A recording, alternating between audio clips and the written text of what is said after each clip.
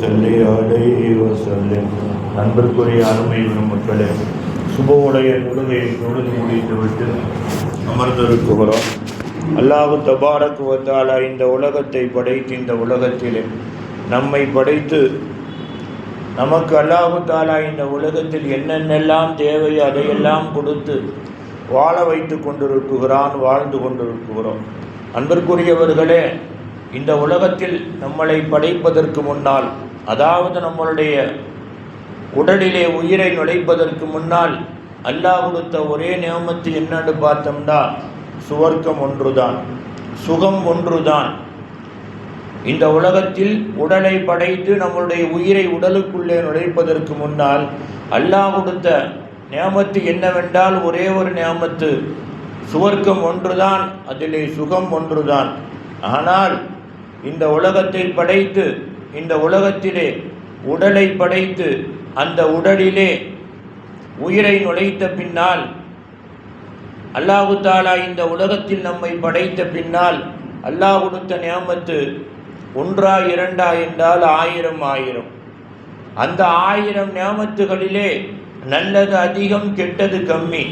கெட்டதை எதற்கு படைத்தான் என்றால் நல்லதை வைத்து கெட்டதை புரிந்து கெட்டதிலே இருந்து விலகி என்ன செய்ய வேண்டும், நல்லவர்களாகவே வாழ வேண்டும் என்பதற்காகத்தான் கெட்டதை படைத்தான். அன்பிற்குரிய அருமை பெருமக்களே, ஆனால் எது முன்னால் வரும், எது பின்னால் வரும், எது அவசரமாக வரும், எது லேட்டாக வரும் என்றால் கெட்டதுதான் முன்னால் வரும், கெட்டதுதான் அவசரமாக வரும். நற்குணம் என்பது என்ன செய்யும் தெரியுமா, லேட்டாகத்தான் வரும், அது நம்மை லேட்டாகத்தான் தொடும். ஏனென்று கேட்டால் கெட்ட குணமாகப்பட்டது நப்சிலே இருந்து உருவாகக்கூடியது, நல்ல குணமாகப்பட்டது கல்பிலே இருந்து உருவாகக்கூடியது. கெட்ட குணமாகப்பட்டது நப்சிலே இருந்து உருவாகக்கூடியது. நப்சுக்கு எஜமான் யார் என்று கேட்டால் ஷைத்தான், கல்புக்கு எஜமான் யார் என்று கேட்டால் அல்லாஹ். ஷைத்தானை பொறுத்தவரை அவசரப்படக்கூடியவன், அவசரப்பட்டதனால்தான் அழிந்து போனான், அவசரப்பட்டதனால்தான் அல்லாஹ்வுடைய லானத்துக்கு ஆளானான். அன்பிற்குரியவர்களே, மலக்குமார்களாக இருக்கட்டும் மற்ற ஜின்களாக இருக்கட்டும் என்ன செய்தார்கள், கல்புக்கு அடிபணிந்தார்கள், அல்லாஹ்வுக்கு அடிபணிந்தார்கள். ஆகையினால் என்ன செய்தார்கள், ஆதம் அவர்களுக்கு சஜிதா செய்தார்கள், அல்லாஹ்விடத்திலே மேன்மை அடைந்தார்கள். ஆக கெட்ட குணத்தை அல்லாஹ் எதற்கு கொடுத்திருக்கிறான் என்றால் நல்லதை வைத்து கெட்டதை புரிந்து அதில் இருந்து ஒதுங்கிக் கொள்வதற்காக படைத்திருக்கிறான் கெட்ட குணத்தை. ஆனால் அதுதான் நம்மளிடத்திலே முன்னால் வரும்.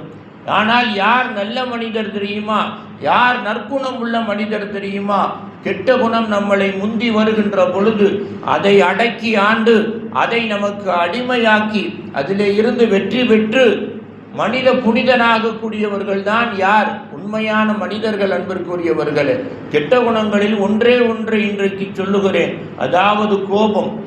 இது குணத்திலேயே மிக கெட்ட குணம், கெட்ட குணத்திலேயே மிக கெட்ட குணம். இந்த கோபம் வறுமையானால் நம்மளுடைய புத்தி மங்கி போய்விடும், நம்மளிடத்தில் இருக்கக்கூடிய நல்ல குணங்கள் எல்லாம் ஒளிந்து போய்விடும். அன்பிற்குரியவர்களே, இது வந்துவிட்டால் நாம் பேசக்கூடியவர்கள் நல்லவர்களா கெட்டவர்கள் என்றால் தெரியாது. அதே நேரத்திலே பேசி முடித்த பின்னால் யோசித்து என்ன பிரயோஜனம், யோசித்து என்ன பிரயோஜனம். கோபம் வறுமையானால் அங்கே ஷைத்தான் வந்து விடுவான். ஷைத்தான் சொன்னான், கோபம் வரக்கூடிய இடத்துக்கு நான் வந்து விடுவேன், ஒரு ஆணும் பெண்ணும் தனிமையாக இருந்தால் அங்கே வந்து விடுவேன். ஷைத்தான் சொன்னாப்ல, எனக்கு இந்த 2 முக்கியமான இடம் அப்படின்னா, கோபம் என்பது மிக மோசமானது, அதை அடக்கி ஆளுவது கட்டாய கடமை, இல்லை என்றால் இது எங்கே கொண்டு விட்டு விடும் தெரியுமா, மனிதர்களுடைய சாபத்துக்கும் ஆளாக்கிவிடும், அல்லாஹ்வுடைய கோபத்துக்கும் ஆளாக்கிவிடும். ஒரு தடவை இப்னு சீரின் ரஹ்மத்துல்லாஹி அலைஹி, அவங்க தான் 2வது யூசுப் அலைஹிஸ்ஸலாம் என்று சொல்லப்படக்கூடியவர்கள். கனவுக்கு பதில் சொல்வதிலே யூசுப் அலைஹிஸ்ஸலாத்துக்கு பின்னால அவங்க தான் ரொம்ப தெளிவான மனுஷன்.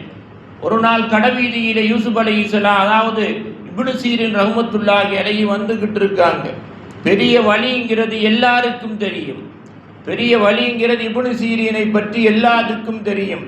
மிக தன்மையான மனிதர், மிக பொறுமையான மனிதர், தன்னை பெரியவர் என்றே காட்டிக்கொள்ளாதவர், பொதுவாக தன்னை உலகத்திலே யாரும் தெரிந்து கொள்ள வேண்டும் என்றே நினைக்காத ஒரு மாபெரும் மனிதர் இப்னு சீரின் ரஹ்மத்துல்லாஹி அலைஹி. அவர்கள் வந்து கொண்டிருக்கையிலே ஒருவர் எதிரே வந்தவர் என்ன செய்கின்றார் தெரியுமா?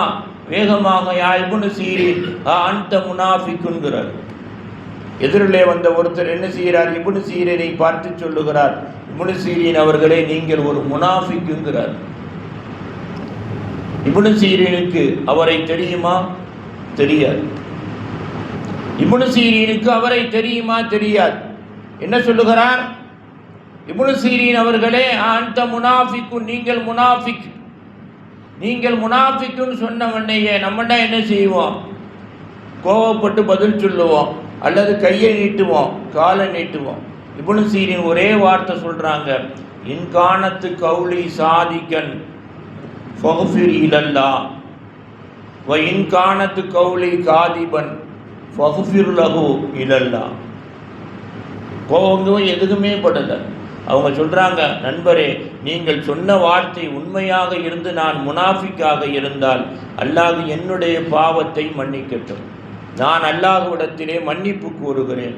அதே நேரத்தை நீங்கள் சொன்ன வார்த்தை பொய்யாக இருந்து நீங்கள் குற்றவாளியாக இருந்தால் அல்லாஹ் உங்களுடைய பாவத்தை மன்னிக்கட்டும், நீங்கள் சொன்னதை மன்னிக்கட்டும், அதற்கும் நான் மன்னிப்பு கூறுகிறேன் அப்படின்னு சொல்லிட்டு இப்னு சீரின் ஒன்றுமே செய்யலை, பேசாமல் போயிடுறாங்க. இப்னு சீரின் பேசாமல் போயிடுறாங்க. இப்னு சீரினுடைய சிறப்பை தெரிஞ்சுக்கிறண்டா, ஹில்ர் அலைஹிஸ்ஸலாத்திலே பிலால் இப்னு கர்ராங்கிற ஒரு பெரியார், பிலால் இப்னு கர்ரா தன்னுடைய குருவை சந்திக்க போய்கிட்டு இருக்காங்க பாலைவனத்தில். திடீர்னு என்ன செய்கிறாங்க? ஒருத்தர் உதயமாகறாங்க. நான் யாருன்னு தெரியுமா? அந்த தாலமு மன்னன, நான் யாருன்னு உங்களுக்கு தெரியுமா? அப்படிங்கிற பொழுது பிலால் இப்னு கர்ரா ரஹ்மத்துல்லாஹி அலைஹி சொல்கிறாங்க, எனக்கு தெரியாது. அவங்க சொல்கிறாங்க, நான் தான் ஹில்ர் அலைஹிஸ்ஸலாம். நீங்கள் ஹில்ர் தானா? ஆம், ஹில்ர் தான். அப்படின்னா 3 வகையான கேள்விக்கு பதில் சொல்லுங்க அப்படின்ட்டு 3வது கேள்வி கேட்குறாங்க. 2 அப்புறம் சொல்கிறேன் இன்ஷா அல்லாஹ், என்ன நேரம் ஆயிடும். 3வது கேள்வி கேட்குறாங்க, இப்னு சீரினை பற்றி நீங்கள் என்ன சொல்லுகிறீர்கள்? ஹில்ர் அலைஹிஸ்ஸலாம் சொல்கிறாங்க, இப்னு சீரினா வலிமார்களில் 10 வகை உண்டு. வலிமார்களில் 10 வகை உண்டு. 1ஐ அடைந்தவர் 2ஐ அடைய மாட்டார், 2ஐ அடைந்தவர் 3ஐ அடைய மாட்டார், இப்படி 1ஐ அடைந்தவர் 1ஐ அடைய மாட்டார். இப்னு சீரினை பொறுத்த வரைக்கும் இந்த 10ஐயும் அடைந்து இந்த 10 தன்மையும் உள்ளவர்கள் அடையாத 11வது ஒரு தன்மையும் அடைந்திருக்கிறார்.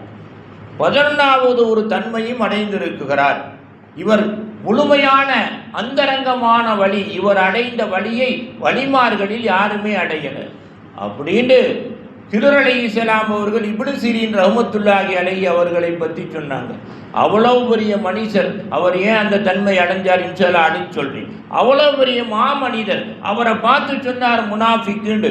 அவங்க சொன்ன வார்த்தை என்ன? நான் முனாஃபிக்காக இருந்தால், உன் வார்த்தை உண்மையாகி நான் முனாஃபிக்காக இருந்தால் ஃபக்ஃபிர்லி, அல்லாஹ் என்னை மன்னிக்கட்டும், இல்லண்டா ஃபக்ஃபிர் லஹு, அல்லாஹ் உன்னுடைய பாவத்தை மன்னிக்கட்டும், உனக்கு தண்டனையை அல்லாஹ் கொடுக்க வேண்டாம் அப்படின்னு சொல்லிட்டு வீட்டுக்கு போயிட்டான்.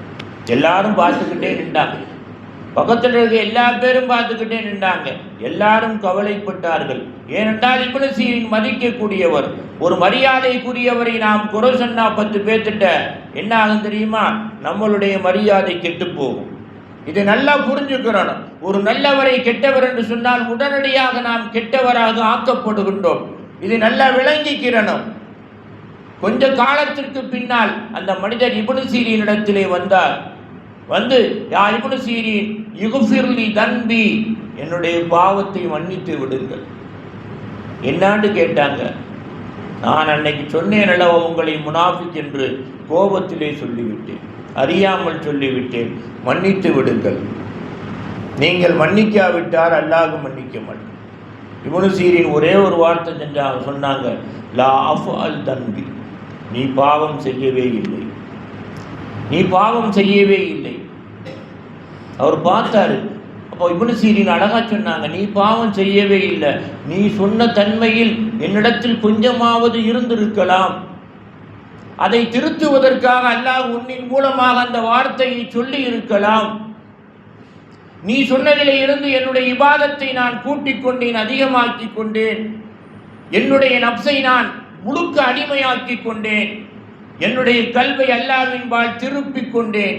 என்னுடைய உறுப்புகளை எல்லாம் அல்லாஹ்வுடைய சிந்தனையிலே என்னை ஆக்கிக் கொண்டேன். நீ எந்த தவறும் செய்யவில்லை, நீ வாட்டுக்கு போயிட்டு வா. அன்பிற்குரியவர்களே, ஒருவர் ஒரு தவறை செய்து விட்டார் என்றால் அதை பழிவாங்க வேண்டும் என்று நினைக்கக்கூடாது. அவரை பார்த்தவருடைய குறுகுருண்டு பார்க்கக்கூடாது. ஹாத்தமுல் அஸம் ரஹ்மத்துல்லாஹி அலைஹின் ஒரு பெரிய ஞானி இருந்தாங்க. ஹாத்தமுல் அஸம் இருந்தாங்க. அவர் ஹாத்தமுல் அஸம் என்ன அர்த்தம் தெரியுமா? செவிட்டு மனிதர்னு அர்த்தம். அவருக்கு பேரே ஹாத்தம். அவர் என்ன செய்து கொண்டார்? அசம் என்பதை அவருக்கு சேர்க்கப்பட்டது. அசம் உண்டா என்ன அர்த்தம்? செவுடர்னு அர்த்தம். அவர் உண்மையிலே செவுடரா? உண்மையிலே செவுடர் அல்ல.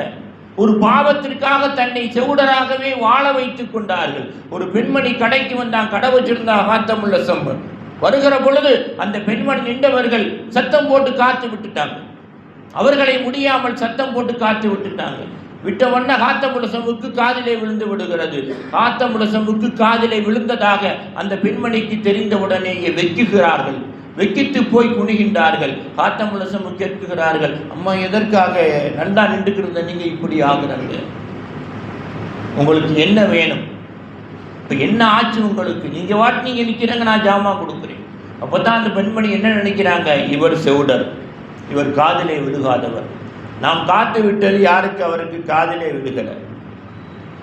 அன்றிலே இருந்து என்ன ஹாத்தம் என்பதற்கு பின்னால் அசம் என்ற வார்த்தையை சேர்க்கப்பட்டார். ஹாத்தமுல் அஸம் செவுட்டுத்தன்மையுள்ள ஹாத்தம் ரஹ்மத்துல்லாஹி அலைஹி அப்படின்னு சேர்க்கப்பட்டார்.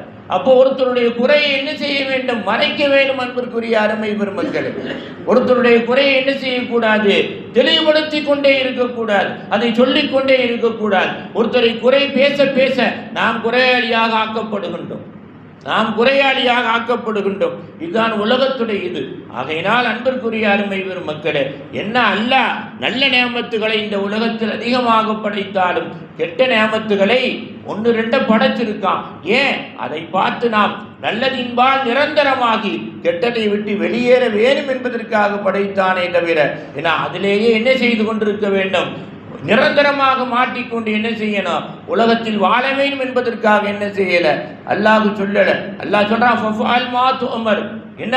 நீங்கள் ஏவப்பட்டதை செய்யுங்கள், ஏவப்பட்டதை செய்யுங்கள். உங்களுடைய உமா ஆத்தாக்கும் ரசூல் ஃபஹுதூஹு, உங்களுடைய நபி எதை ஏவினாரோ அதை செய்யுங்கள். வமா நஹாக்கும் அன்ஹு ஃபன்தஹு, உங்களுடைய நபி எதை வேணாம் என்று சொன்னாரோ அதை செய்யாதீர்கள் என்று அல்லாஹ் சொல்கின்றான். ஆக அன்பிற்குரிய அருமை பெருமக்களே, இந்த வழியிலே என்ன குர்ஆன் ஹதீஸின் பிரகாரம் வாழ்க்கை நடத்தியவர்கள் எல்லாம் நற்பண்பை அடைந்து அல்லாஹ்வின் அன்புக்குரியவர்களாக ஆகிவிட்டார்கள். அதே வழியை நாமும் அடைந்தால் இந்த நாள் அல்ல, நம் வாழ்வில் சந்திக்கும் ஒவ்வொரு நாளும் இறைவசந்தம் நம்மளை தேடி வரும் என்பதிலே சந்தேகம் இல்லை. அந்த நல்ல பாக்கியத்தை அல்லாஹ் ரப்பு தஆலா உங்களுக்கும் எனக்கும் இந்நாள் அல்ல என்னாலும் நிரந்தரமாக தந்து அருள் புரிவானாக. வாஹிர் தஅவானா அனில் ஹம்துலில்லாஹி ரப்பில் ஆலமீன். அல்லாஹும்ம ரப்பனா ஆத்தினா ஃபித் துன்யா ஹஸனா வ ஃபில் ஆகிரத்தி ஹஸனா வ கினா அதாபன்னார். வ ஸல்லி அலன் நபி சய்யிதினா வ நபீனா மௌலானா முஹம்மது வ அலா ஆலிஹி வ அஸ்ஹாபிஹி அஜ்மஈன் பிரஹ்மதிக யா அர்ஹமர் ராஹிமீன். வல்ஹம்துலில்லாஹி ரப்பில் ஆலமீன். ஸல்லல்லாஹு அலா முஹம்மது ஸல்லல்லாஹு அலைஹி வஸல்லம். ஸல்லல்லாஹு அலா முஹம்மது ஸல்லல்லாஹு அலைஹி வஸல்லம். ஸல்லல்லாஹு அலா முஹம்மது யா ரப்பி ஸல்லி அலைஹி வஸல்லம். அஸ்ஸலாமு அலைக்கும்.